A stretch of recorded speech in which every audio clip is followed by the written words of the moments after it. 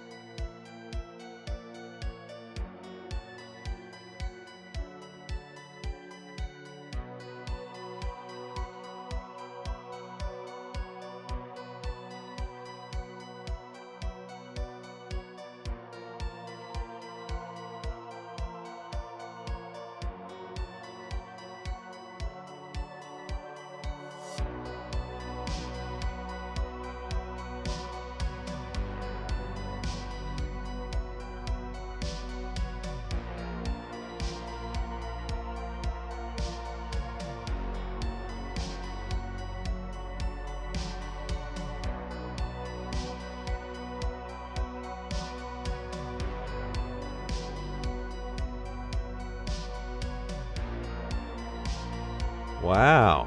Thank you for letting me know. I forgot to turn that on. So I just spent 5 minutes for nothing. Let me sign into this. Oh my god. So yeah, I was just saying that this was a little bit smoother, and there you go. It wasn't. So, let me restart. Hello and welcome to MBW Live, the Movie Explorer. Happy Halloween, October 31st. Today is Halloween. So,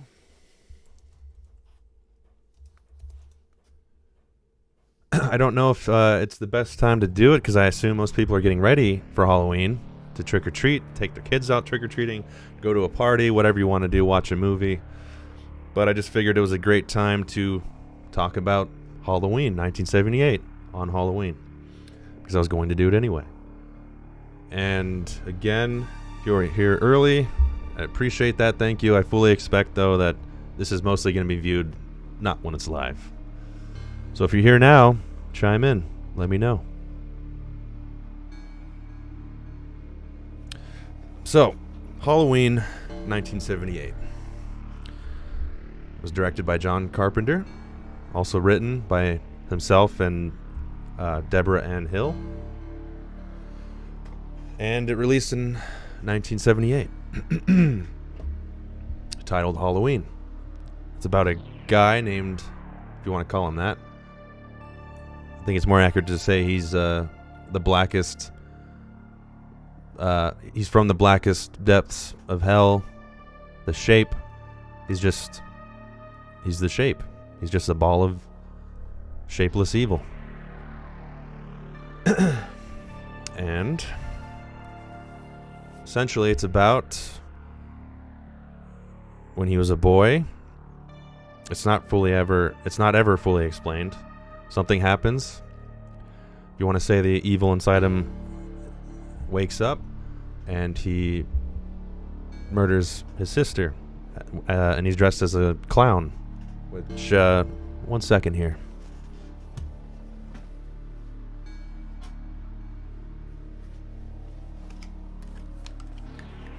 This is the exact screen used.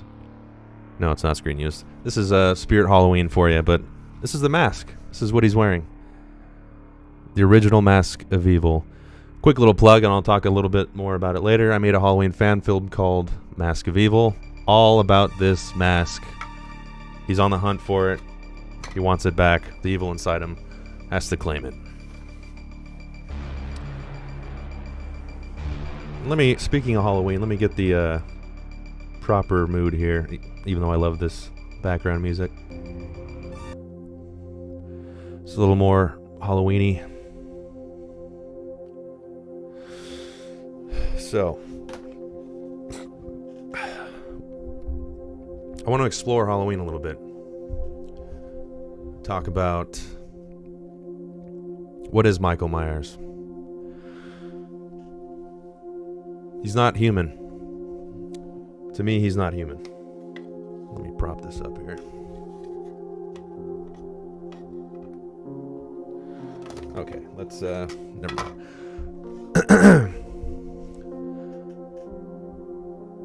He's got the devil's eyes, the blackest eyes, as Dr. Loomis would say. He's not human. He's just an incarnation of black, soulless evil. Whether as in the human body he's in Michael Myers, whether that was there all along or if it gets transferred to him, regardless, once that happens when he's a boy, whatever human part of him is wiped away and there's nothing behind the eyes.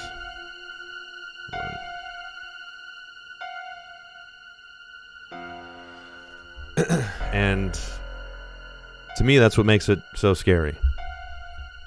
Is not only that, because some people will mention, they don't like ghosts, they don't like demons, they don't like things that aren't real. Like real life killers, something more realistic is what is scary to them. And there is that. But another layer on top of that is the fact that there is a supernatural element. It's Michael Myers. And even though it's taking away from what I just said, to me that's what makes it even more scary, because if you want to talk about actual real life serial killers, I feel like some of them are like that. There's just nothing behind the eyes. Whatever reason that is. If you're, a spiritual person or not, I feel like there are people like Michael Myers. Not to the extent where, you can shoot them and they will never, they just keep coming back. You can't kill them, obviously. That's where the actual supernatural element comes in. But in terms of that black, shapeless evil, I think that that part of it is real, which is what makes it scary to me. Because there really are people like that. And if you look at the movie specifically,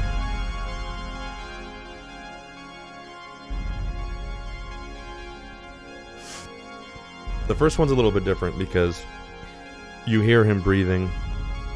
You don't really hear that too much in the sequels, if at all. You hear him grunt. And I feel like some of his motivations are more clear. For example, he digs up his sister's gravestone and puts it in the bed. Things like that. Why would he do that if there's something there to his motivations? And he breaks out, he comes home. And like I said, he's a little more emotive, which I guess further enhances what I'm talking about. The fact that it's more, he's less supernatural in the first one. Let's be clear about that, because you don't even know that you can't kill him until the sequels, because obviously after that he's just like he was never shot 6 times. I shot him 6 times, as Dr. Loomis said, even though it was not quite the number. And even the fact that you see him on the ground at the end of the first Halloween, and then you look again and he's not there, which is where that, the typical cliffhanger slasher ending where they're not really dead, they move at the end. That still could happen in real life. The thing that in reality, which you don't always see in movies, is that can actually happen. Someone can get shot 6 times fatally, but they're still moving, and they can even fall down, appear dead, and then they're gone. That really does happen. It's adrenaline and just this particular person's biology or whatever the makeup of them, compared to someone else. They have the ability, or they could be on drugs, whatever. You could, they're fatally dead. They're going to die, but they can still move. So even that doesn't point that it's, he's supernatural in the first one, which is why, to me, the first one is the best one. It's the scariest one. You could argue that some of the other ones look better or something. I don't think that's true. I know Halloween 6, some people think that's the best looking one, which I do think it looks really good and has like a really good production design, and some of the lighting, not realistic. Halloween the lighting of it is more realistic, and production and design and stuff, and obviously the Curse of Thorn and all that stuff. And actually there is something to be said about Halloween 2, the actual Halloween 2, because there's like 3 Halloween 2s now. The one that was made in the 80s, which I'm actually realized I don't even know if I want to spoil it on this live stream. There's something I want to talk about specifically with the kind of dichotomy of those two. That's not a popular belief. But today, All Hallows Eve, why was that chosen in the film Halloween? I think the simple answer is, well, it's Halloween. People dress up. Isn't it scary anyway? And if you look up reasons, that's certainly one of them. From a studio perspective, advertising, whatever, that's literally they, in 1977 to 78, they struck their claim on that title, Halloween. It is one of the best horror slasher titles you can ever have, and, they took it forever. It's Halloween. That's what it is.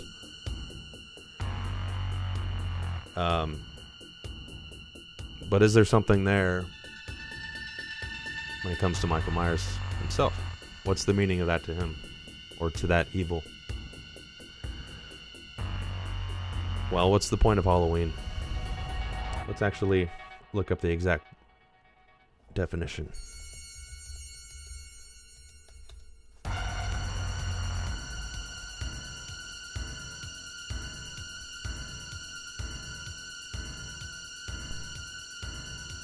Let's just read straight from Wikipedia, because that's, trustworthy. The fact that anybody can edit it, that doesn't matter. I trust the editors. Halloween is a celebration observed in many countries on October 31st, the eve of the Western Christian feast of All Hallows Eve. It is the beginning of the observance of All Hallow Tide. The time in the liturgical year. Okay, they use the word liturgical. I believe whatever they're telling me right now. Dedicated to remembering the dead, including saints, martyrs, and all of the faithful departed. In popular culture, the day has become a celebration of horror, being associated with the macabre and the supernatural. One theory holds that many Halloween traditions were influenced by Celtic harvest festivals, particularly the Gaelic festival Samhain. Oh, Samhain, that's in the film, depending on which version you watch, which are believed to have pagan roots. Some go further and suggest that Samhain may have been Christianized as All Hallows Day, along with its eve by the early church. Other academics believe Halloween began solely as a Christian holiday. That's funny, considering, depending on what part of history or the world, Halloween isn't exactly looked at favorably by some, churches and religious groups, whatever.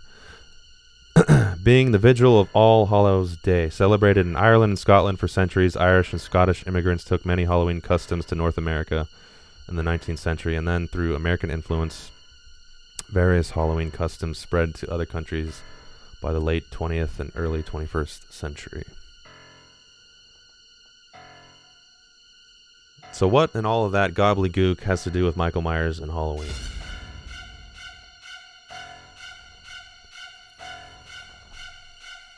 Well, I guess it depends on what you believe. If we look at Sam Hain,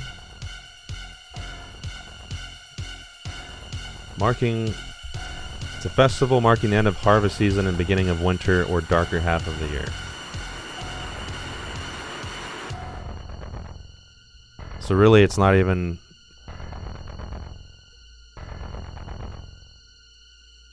If you look at it at its basic face, it's not even something that's evil or scary. It's it's just marking the end of harvest season.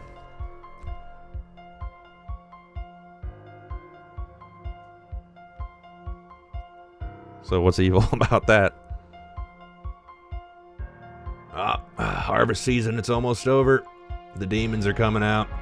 Hide your crops. Hide your wife. So, it's interesting the fact that if you watch the TV cut of Halloween, where they add extra scenes in, one of the scenes is Loomis goes to his room and Sam Hain is written in blood on the wall. So apparently Michael Myers just wanted to let everyone know that the end of harvest season was here. It's very important to him. Now, obviously, I'm kind of being a certain way towards this because I really don't know. I'm not totally versed. Maybe there's something I'm missing about Sam Hain, but from what I can see, that's what it is. Which I knew it had something to do with that. I'm just not talking out of my ass. I'm reading from something else, another source, if you will. So, look at that. Let me restart this.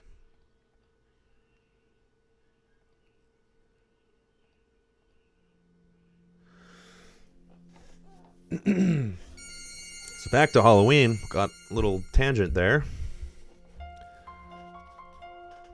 Matter of fact, if you're watching right now, put in the chat what you think about that.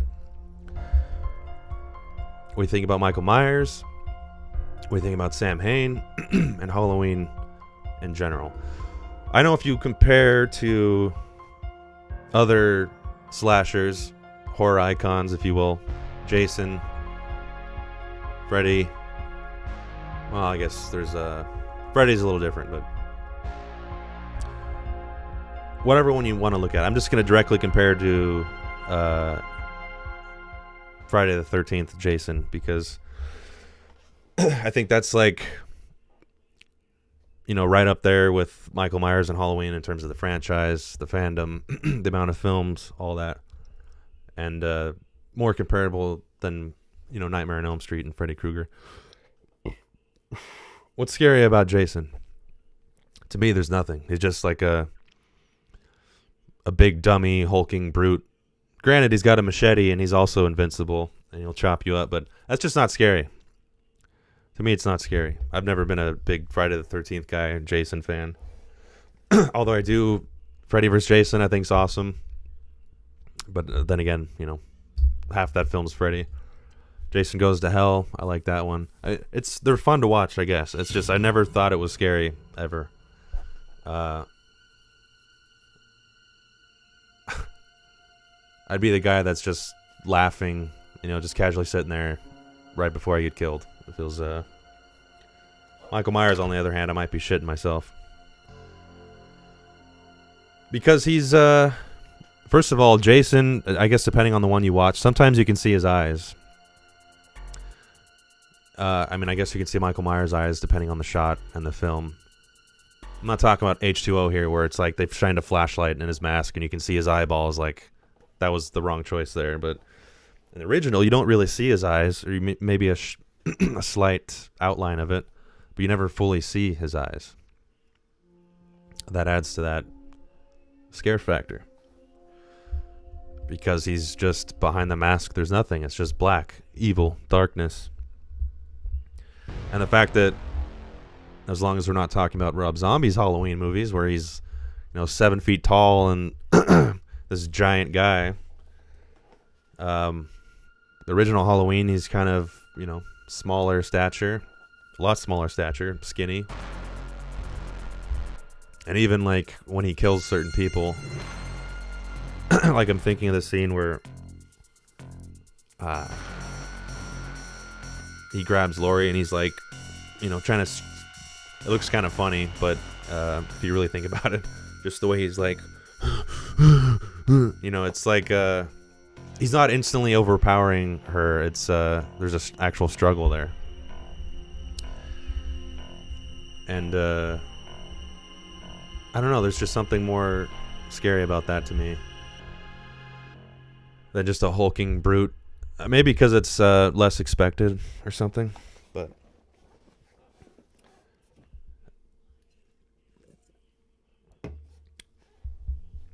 if you want to talk about Freddy, that is scary because whoever came up with that concept, or I mean, we know who, the writer, but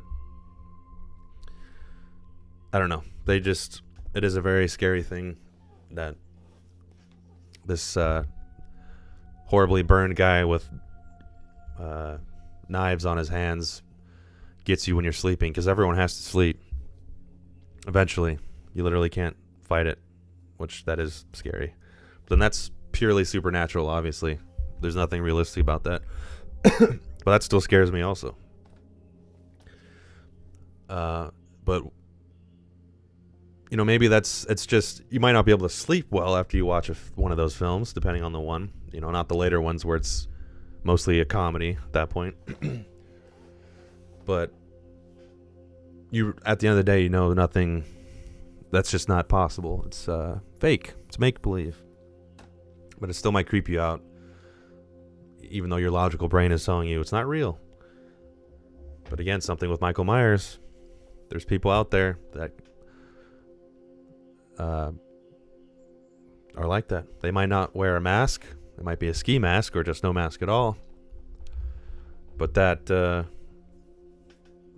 having nothing there, just a shell of where a human should exist, that is definitely out there. There's been multiple cases, all kinds of serial killers like that, where you just don't see how, what happened to those people to be able to do that and take joy in that.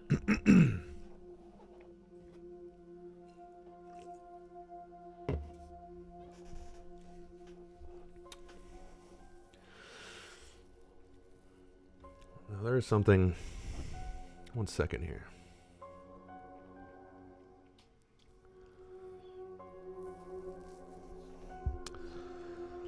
So, speaking of Michael Myers, there he is. Mask of Evil, a Halloween fan film. That is a fan film that I made. If you haven't watched it, you can search it on YouTube right now and go watch it. I'll get into a little bit more detail about that later. I've already kind of talked extensively on it.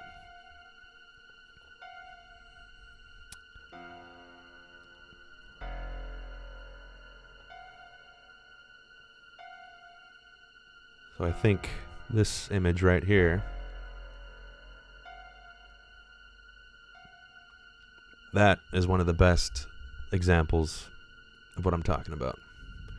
Not only are his eyes in darkness, and actually you can faintly see under his eye, but in this shot, his whole, it's just the mask coming through the darkness. You can't see any other part of him in this shot. To me, that's one of the best examples of that black shapeless evil.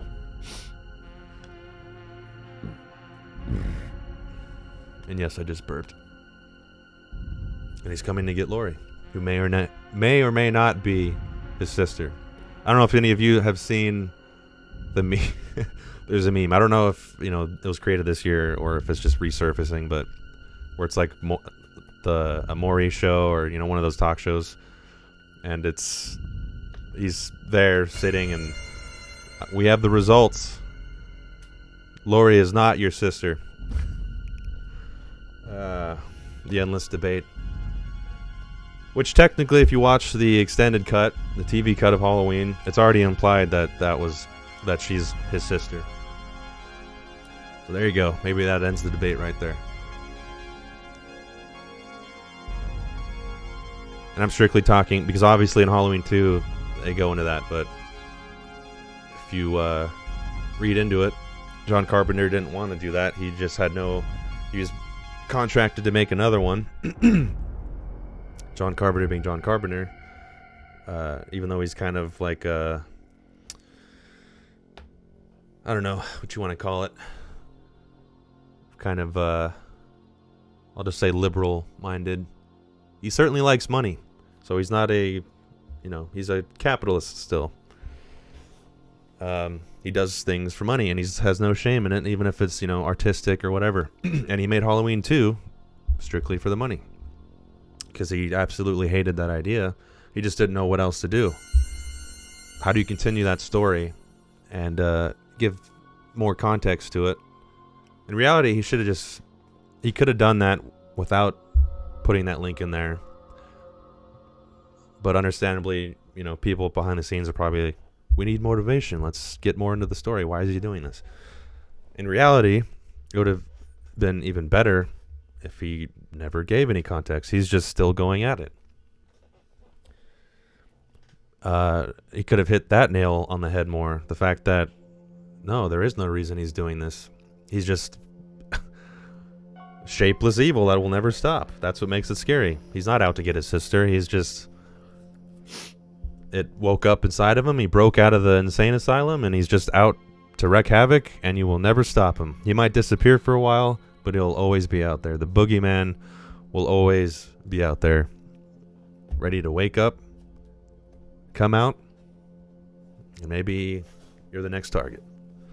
Or maybe you're just in his way. Who knows? Yeah. Freddy Krueger had personality, and you couldn't escape him. Which, from a supernatural standpoint, yeah, that's the key to what makes Freddy Krueger scary, is the fact that you can never escape him, because eventually you're going to fall asleep. And unless you're in Freddy vs. Jason and they make that medication, Hypnoseal or whatever it's called. But you can never escape him, and he's got personality. And he always had personality from the first one on, but he just became more goofy and more of a comedian later on, which nothing bad about that, honestly. It makes it really entertaining, but obviously it's not as scary.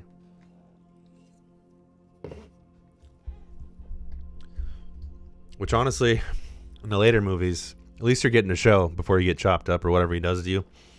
You get a good laugh. At least you get that. Michael Myers, he won't say anything to you. He'll just... You won't ever... It's just nothing. A black nothingness is killing you. He won't say anything. He might just... That's the last thing you're going to hear. Yep, that's true. Robert Englund is a great actor, who sadly recently said that he will never play him again, which actually, at least he can admit that, and he says that because he's just not up to it. He can't do the physicality of that character anymore. That's not going to stop them. They're still going to want to make him. They already tried that with that reboot, which is terrible. That's just a character you can't top that portrayal. You might as well just make an homage to it and something similar, but not continue the story. You just can't. The only chance they have is to make him completely CGI, which probably is a terrible idea.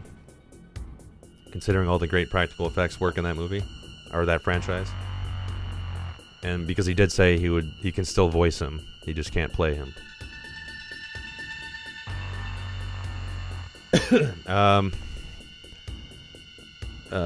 Technically, yeah, anyone could have played Michael Myers, and every film in the franchise has been played by somebody else. But there's a physicality to that you have to get down, and it changes depending on who plays it. Got every film is an example of that. He actually moves not because there's that distinct like slow moving vibe that if you try to imitate, but in reality in the first film he doesn't really move that slow. There's plenty of scenes where he's moving kind of normal almost, like when he's from upstairs and going downstairs chasing Laurie. He doesn't just lumber down step by step. He he's quickly moving. It's really just out in the open where he's moving slower. But even then, he's kind of walking not super slow.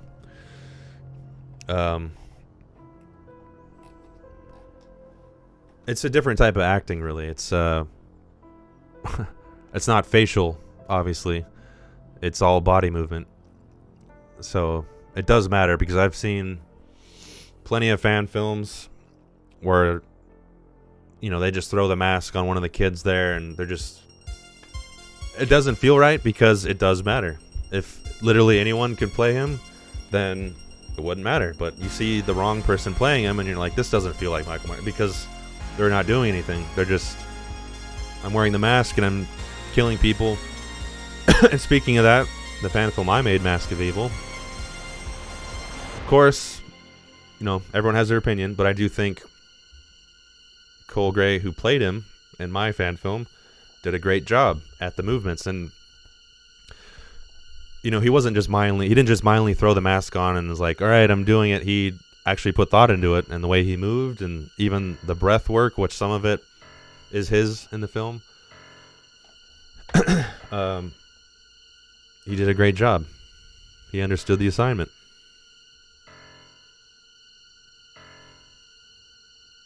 Actually, this is the part I'm talking about.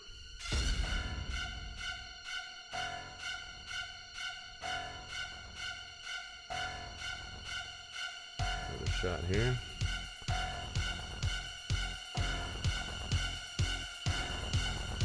Actually, in this shot, you can't really tell from where you're watching, but you can see his eye right here. If you were to look at this image yourself. But it's in shadow, and there's just nothing there. It may as well be a sticker under his mask.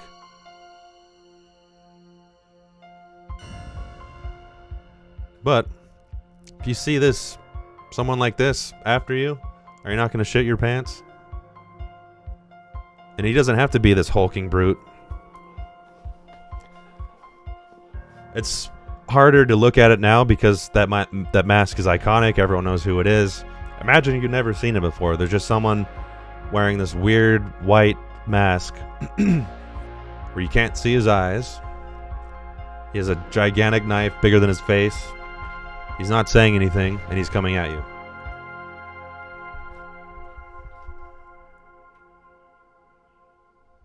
Imagine that happening.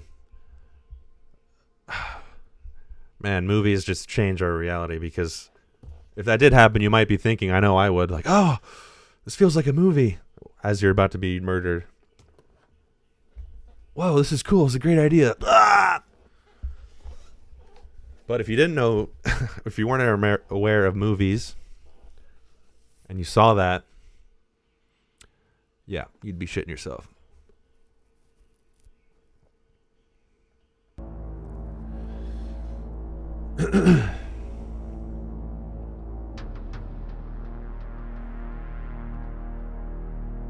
Another iconic image. And in this one, again, you can see a little bit of his eyes right there. With the blank. He's not blinking, it's just blank. He picks up the phone. Why does he pick up the phone? Does he know what a phone is still? That's another question with this. Is he fully aware of everything? Because he's not human anymore.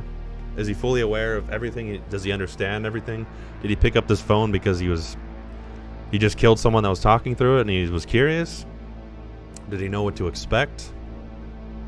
Did he just want to listen to his next victim's voice? Or is he just curious? What is this? Huh? You'll never know. And that's a good thing. That's what makes it scary. They always want to explain things, but reality is it's better left unsaid.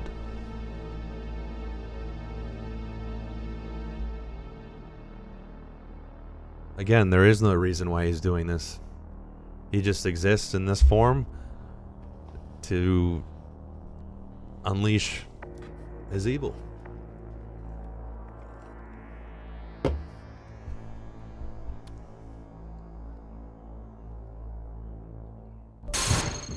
Oops.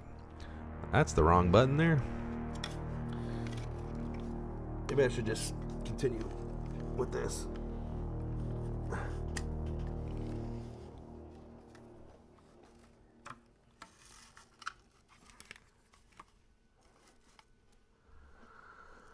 Not really a great way to talk.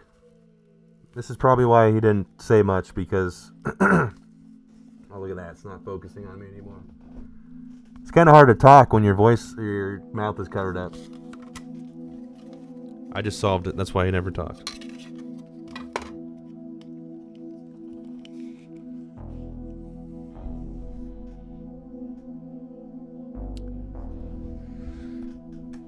Well,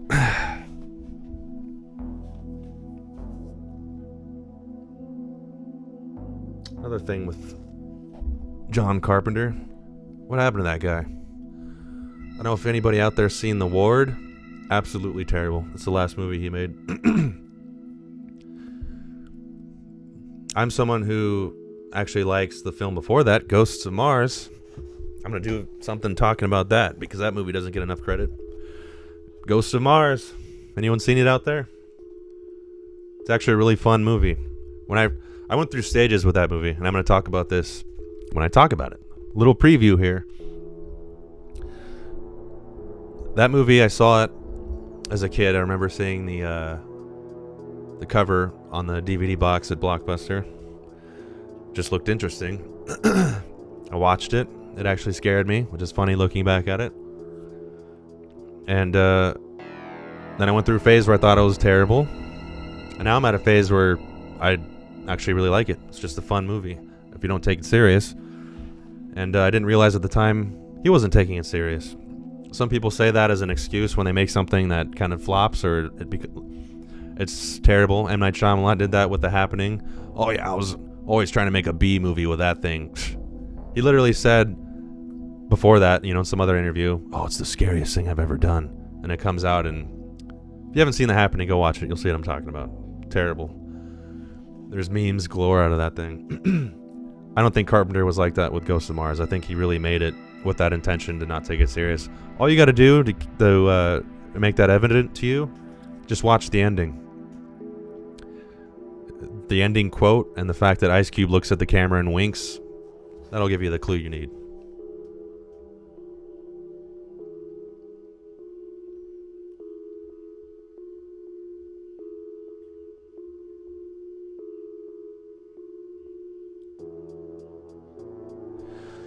Was he aware of what he was making with Halloween?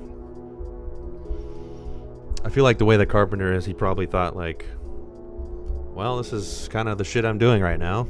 Guess I'll make it as best as I can with this shitty low-budget idea, and lo and behold, he makes an iconic movie that births the genre, the slasher film. And that's also a preview of something I'm going to talk about, because some people say that's the first slasher. Some people say there's a couple films before it. I don't think it was the first slasher, but I think it birthed that genre.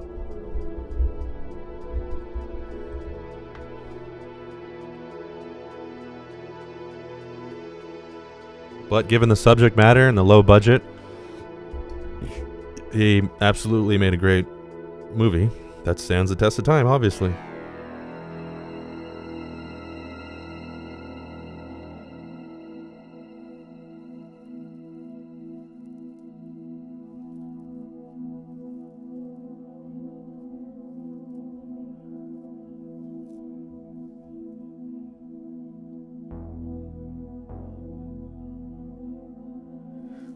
I think there's something to be said on the fact that the mask is William Shatner.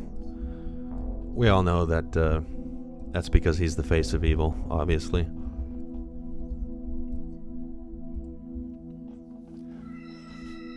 I know it's like, it wasn't really, he doesn't care now, but that is kind of funny that they're making a mold of your face, an iconic slasher who's supposed to be shapeless, soulless evil, and it's based on your face.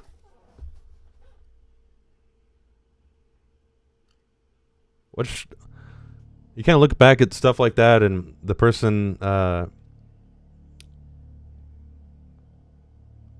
made the mask, I think Tommy Lee Wallace, who also played him in certain scenes. You think, how do they, when stuff like this is happening, obviously you're not thinking like, man, this is going to be iconic, but it's just like, how do you make the choices to grab, a William Shatner mask from the 70s, spray paint it white, cut the holes out a little bigger in the eyes, rip out the sideburns, spray paint the hair, and you get that. The thought to do that, at the time they probably were like, oh, this is a low budget movie, we need a mask, what are we gonna do? I guess we're gonna do this is gonna be terrible. And nope, all great. I highly doubt that they were doing this like, yes, or he was doing that like, this is iconic, I know what I'm doing, this is terrifying. He probably was like, oh my god, this is gonna ruin me, I'm sorry I messed up your movie, man, this is all I could do. And there you go, you get lightning in a bottle, birthing a whole genre of movies.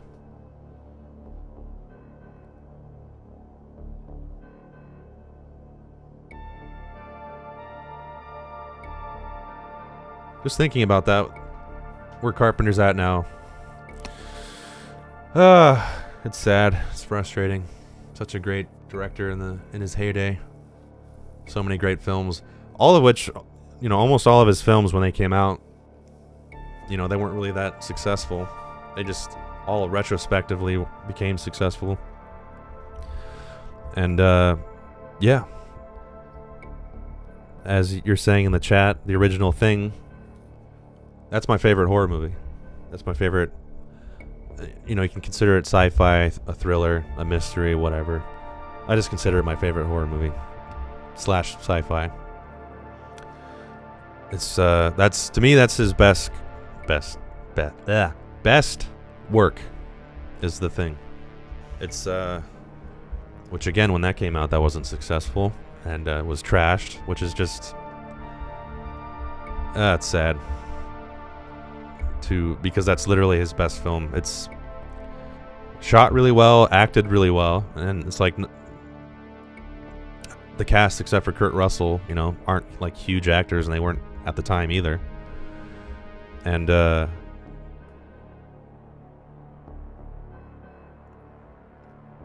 that's an interesting comment.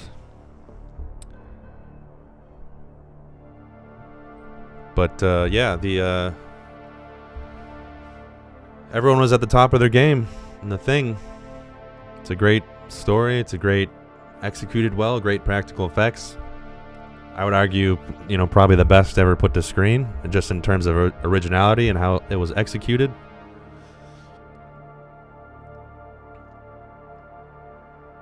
And that idea is also terrifying.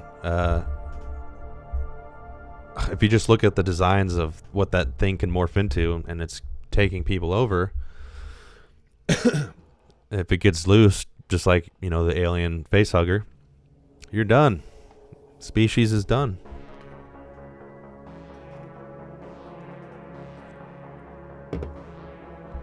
He's just got so many classics.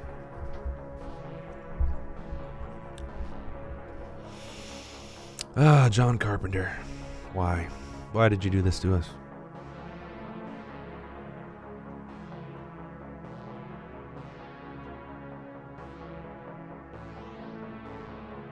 I guess before I let you guys go, another thing we got to talk about is the score.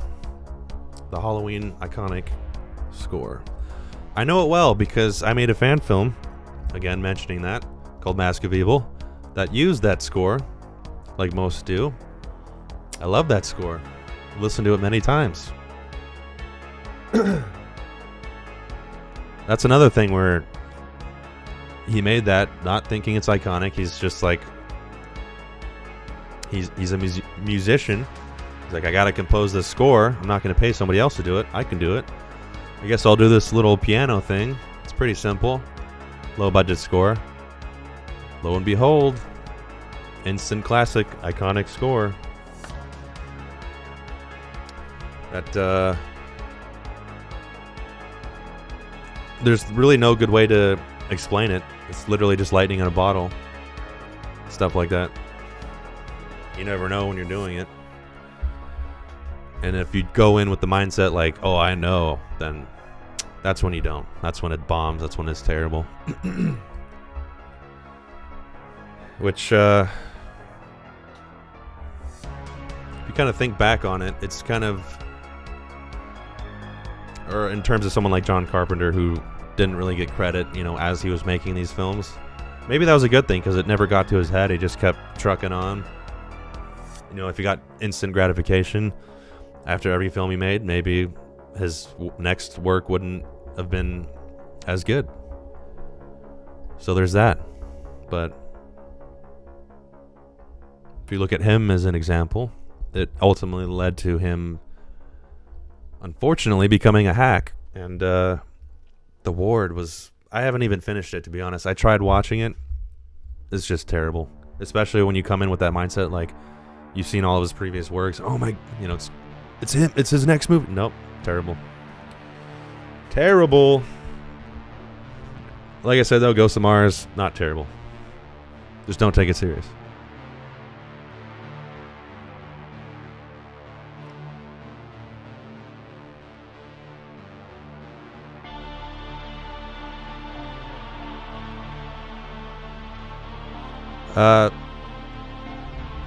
Yeah, so as I start wrapping this up here, I appreciate anybody who's still watching this or came in for a little bit. This is gonna keep growing. It's gonna get bigger. I'm gonna start bringing guests on, hopefully more often than not. I'm always gonna try to do this better, more prepared. Like I said, eventually I would love to start including little skits in the beginning like I do with my movie explorations. And in preparation, actually I say that like I didn't prepare for this. I just winged it like yesterday's episode, which again, I won't be doing that as commonly. But it is a live stream. I want it to feel not super rehearsed, kind of like we're all here hanging out.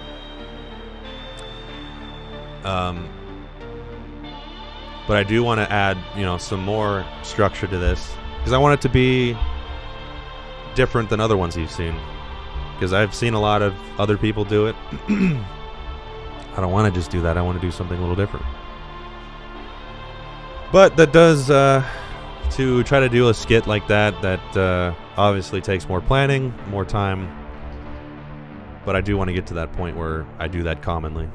Because I really like doing that. I just think it's a great way to get in the vibe of the movies. But in thinking of doing this live stream, it made me realize there's a topic I want to make, kind of like a video essay regarding this franchise, 1 and 2 specifically, which I will be doing. And at some point I will do a full exploration on the film, which if you watch my explorations, Prometheus being the best example, that's what you can expect from that one. So a lot more into detail, a lot more, you'll actually see clips in the movie and where I point to what I'm talking about. That's the thing with these live explorations. They're not... I'm going to try to add some more structure, but in general, they're not super structured because it's more of a hangout, get a vibe of the movie. You know, I'll bring in other people to talk about it. Maybe even do some watch parties in the future. Yeah. So you can expect all that and more coming up. And it's 5 o'clock where I'm at. It's Halloween. So pretty soon there's going to be trick-or-treaters. Probably already out there. And speaking of that, I got 2 young kids. We got to get out there and start doing our trick-or-treating. So I'm going to call this quits right about now. So if you've been watching, thank you for watching. Expect what I said and more. And yeah, this is MBW Live, the Movie Explorer. Thanks for joining me. Goodbye.